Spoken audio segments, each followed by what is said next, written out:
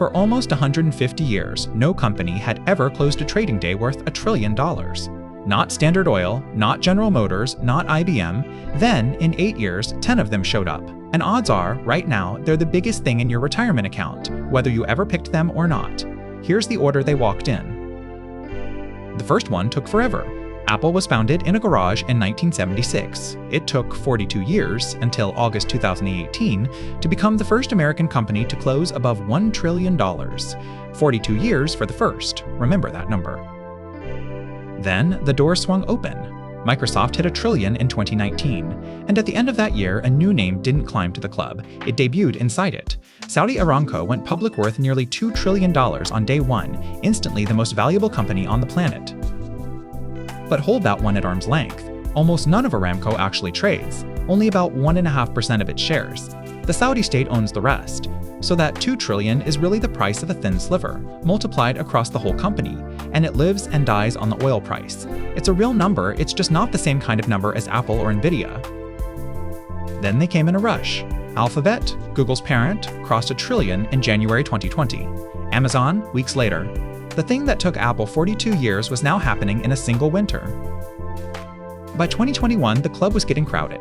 Facebook's parent Meta joined, so did Tesla, the first car maker ever to $1 trillion on the day Hertz ordered 100,000 of its cars. 7 members now, where a few years earlier there were none. And then, 2022. The whole club fell off a cliff at once. Meta lost 2/3 of its value. Tesla, Meta, and even Amazon dropped back below the line, straight out of the club. Bigger numbers, it turns out, mean bigger falls. But one line wasn't done. NVIDIA, the chip company powering the artificial intelligence boom, crossed $1 trillion in 2023. Then watch what happens. $2 trillion, then 3, 4, 5. NVIDIA went from its first trillion to $5 trillion in about 29 months. The first member took 42 years. By the end, NVIDIA was adding $500 billion in a single month. And the door's still open. Broadcom slipped in at the end of 2024, riding the same wave. Though, to be honest, it didn't all speed up. Even NVIDIA's jump from 3 to 4 trillion took over a year.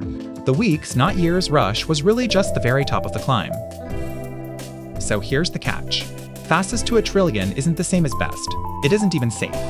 A market cap is just today's share price times the share count, what the crowd will pay this afternoon, not money in a vault. The same scale that adds $1 trillion in a month can erase one just as fast. Ask Meta, which lost 2/3 of its value in a year and got kicked out of the club. But the club just got its biggest arrival yet. Weeks ago, SpaceX went public in the largest stock market debut in history. And like Aramco, it didn't climb in.